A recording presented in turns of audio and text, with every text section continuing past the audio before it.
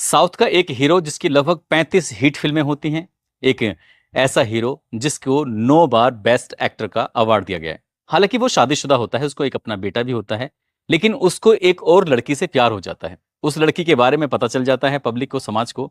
इसी बीच में एक उस हीरो का जो फैन होता है, जो उसे बेइंतहा पसंद करता है, उस हीरो के फैन ने नकली आईडी बनाता है और उस हीरो की जो प्रेमिका होती है उससे बातचीत करना शुरू कर देता है।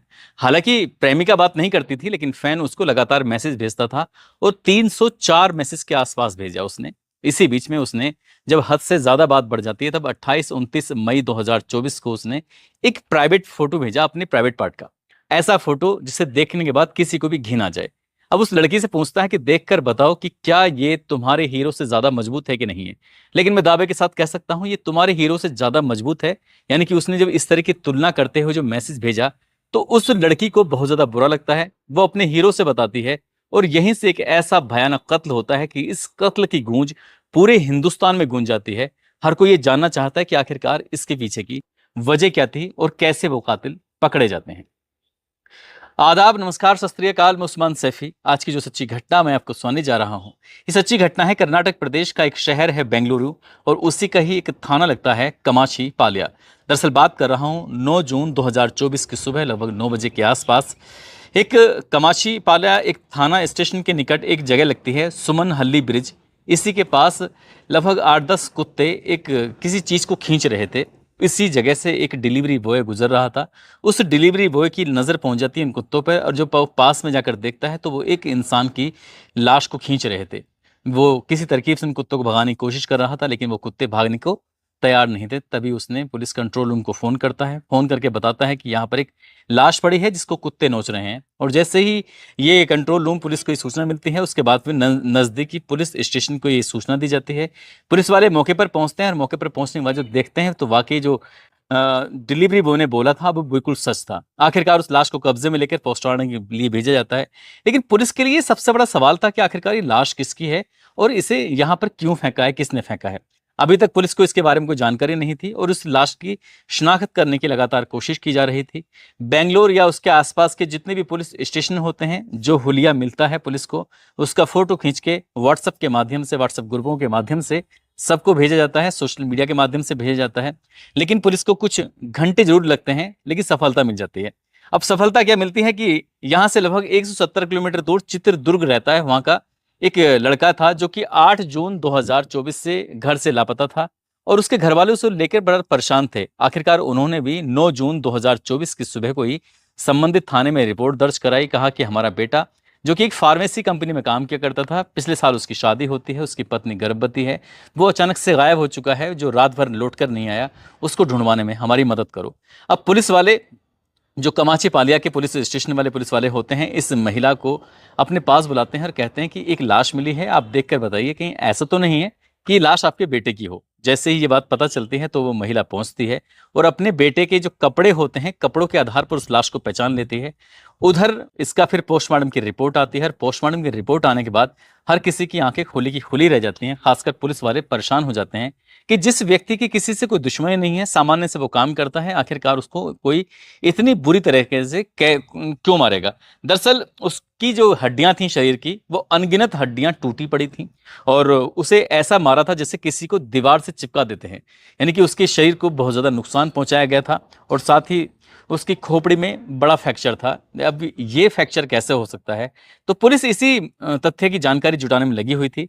अब इससे पहले कि पुलिस किसी और तथ्य पहुंचती या फिर कातिलों तक पहुंचती या फिर कोई उसके जो मोबाइल नंबर वगैरह था उसके बारे में जानकारी जुटाने की कोशिश करती, इसी बीच में पुलिस स्टेशन में 3 लड़के पहुंच जाते हैं, जो कि 10 जून 2024 को जाकर कहते हैं कि साहब, जो आपको लाश मिली है दरअसल उसका कत्ल हमने किया है, जिसका नाम है रेणुका स्वामी, जो कि चित्रदुर्ग का रहने वाला है, और हमने उसे मार इसलिए दिया क्योंकि उससे हमारा रुपयों का लेन देन का मामला था और हमने उसका कत्ल कर दिया क्योंकि वो लगातार हमें परेशान कर रहा था।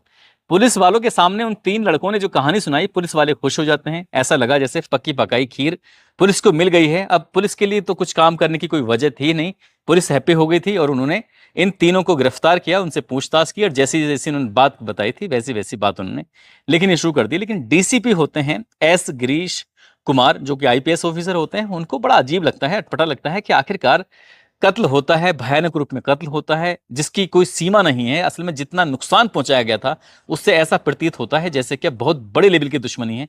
लेकिन ये सामान्य सी बात कर रहे हैं कि हमारा कुछ पैसों को लेकर लेन देन था, और लेन देन था तो उसकी इतनी सारी हड्डियां क्यों तोड़ी। अब डीसीपी की थोड़ा दिमाग सनक जाता है। वो तीनों से बातचीत करते हैं, पहले एक साथ बात करते हैं, फिर उन तीनों को अलग अलग करते हैं और एक एक करके तीनों से बातचीत करते हैं, पूछते हैं कि तुमने क्यों हत्या की थी, क्या वजह थी। जब अलग अलग सवाल करते हैं और तीनों के बयान आपस से मेल करने की कोशिश कर रहे थे, लेकिन बयान मेल ही नहीं कर पा रहे थे, इसलिए डीसीपी को लगता है कि यहां जरूर कुछ ना कुछ दाल में काला है। उन तीनों के नंबर लिखवाए जाते हैं, एड्रेस लिखवाया जाता है, और फिर सीडीआर और लोकेशन उनकी निकलवाई जाती है। जहां पर कत्ल होता है, जहां पर लाश मिलती है, उसी के इर्द गिर्द तो उनकी लोकेशन थी। पुलिस ने इतना तो इत्मीनान कर लिया कि हाँ, ये शायद घटना स्थल पर जरूर रहे होंगे। लेकिन पुलिस ने सोचा कि क्यों ना इनके सीडीआर निकलवाए जाए, किस किस से बातचीत करते हैं, कौन उनके पास आता है जाता है। लेकिन पुलिस ने देखा कि पिछले 48 घंटे का एक रिकॉर्ड निकलवाया। तो जैसे ही रिकॉर्ड निकल के सामने आता है तो पुलिस की आंखें खुली रह जाती हैं। दरअसल एक सुपरस्टार होते हैं जिनका नाम होता है दर्शन तुगु तुगु दीपा।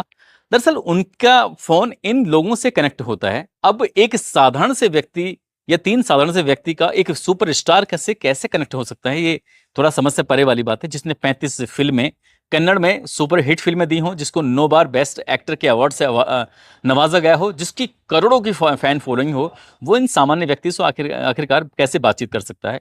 तभी उन जब ये जैसे ही हीरो का नाम सामने आता है, तभी उन तीनों को फिर से बुलाया जाता है। उनसे पूछा जाता है कि जो तुमने कहानी सुनाई है उसमें कुछ तो सच्चाई है, लेकिन अभी आधी अधूरी कहानी है, हम चाहते हैं कि तुम पूरी कहानी बताओ।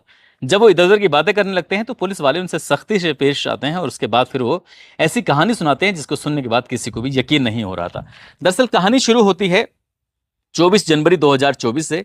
24 जनवरी 2024 को एक पवित्रा गौड़ा नाम की एक महिला होती है, जो कि देखने में बेइंतहा खूबसूरत होती है। उसने कन्नड़ फिल्मों में अपने करियर की शुरुआत करने की कोशिश की, लेकिन उसकी कन्नड़ में उसकी फिल्मों में उसका कुछ ज्यादा सिक्का चल नहीं पाया। और इसी बीच में उसकी मुलाकात होती है साउथ के एक एक्टर, जो कन्नड़ फिल्मों के एक्टर होते हैं, दर्शन तुगु दीपा। और उनसे जब मुलाकात होती है, मुलाकात के बाद उनको वो दिल दे बैठती है। हालांकि वो पहले से ही शादीशुदा होता है एक्टर, और जिसका साउथ में बहुत अच्छा खासा नाम होता है, करोड़ों लोग उसको देखते हैं, चाहते हैं उसको। अब उसकी शादी होती है विजय लक्ष्मी से। विजय लक्ष्मी को एक बेटा भी होता है, लेकिन साल 2021 से इनका मनमुटाव चल रहा था, और इसी का इसने फायदा भी उठाया। लेकिन 10 साल से ये पवित्रा गौड़ा जो होती है, वो उससे प्यार करती थी, आपस में मिलते थे, जुलते थे। उधर वो शादीशुदा होता है, और इधर जो लड़की होती है पवित्रा, वो भी शादीशुदा हो जाती है, इनकी शादी कर लेती है, एक बेटी पैदा हो जाती है। लेकिन वो अपने पति से थोड़ा दूर रहने लगती है, लेकिन चुप चुप के आराम से इनका हीरो से मिलना मिलाना सब कुछ चल रहा था। लेकिन जैसे ही ये अपनी पत्नी से थोड़ा सा मुखर हो जाते हैं, विवाद हो जाता है, तो इसी बीच में 24 जनवरी 2024 को उसने एक पोस्ट लिखी, और पोस्ट में लिखा कि एक दशक बीत गया है, अभी और भी आगे जाना है। साथ ही इसने @10 साल लिखे, और साथ ही लिखा इसने हमारे रिश्ते को 10 साल बीत गए हैं। कुछ ऐसा लिख कर उसने जो अपने हीरो का फोटो लगाया, दर्शन का फोटो लगाते ही, अब ये बात जो नहीं जानता था वो सभी को पता चल जाता है।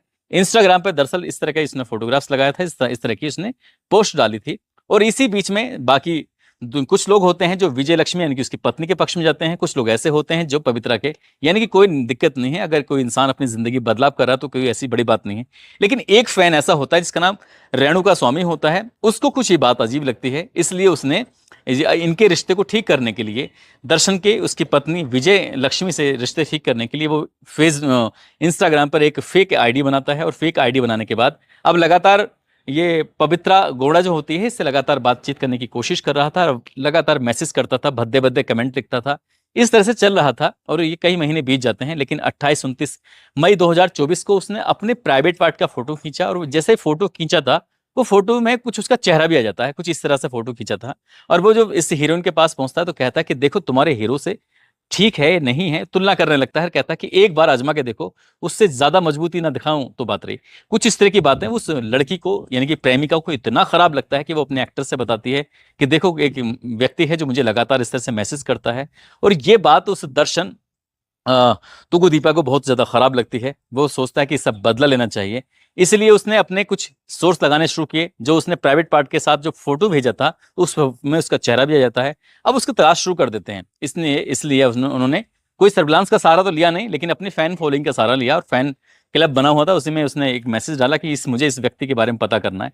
पता चल जाता है कि चित्रदुर्ग का रहने वाला है, और उसका वो पीछा करते हैं और ये बात तय होती है कि अगर तुमने इसका मर्डर कर दिया तो मैं 30 लाख रुपए दूंगा। उसने ऐसे गरीब लोगों का चुना, एक्टर ने, जो हीरो था, कि मैं तुम्हें 30 लाख दूंगा। वो 30 लाख पे राजी भी हो जाते हैं, और राजी इसलिए भी हो जाते हैं क्योंकि वो उसके बहुत बड़े फैन थे, उसकी फिल्में देखते थे, उससे बहुत ज्यादा चाहते थे, उसके लिए मरने को तैयार थे, मारने को भी तैयार थे। और ऐसे कितने लोग साउथ में देखे होंगे हीरो हीरोइन कि उनको चाहने वाले इस कदर होते हैं कि उन्हें भगवान का रूप देने लगते हैं, मानने लगते हैं।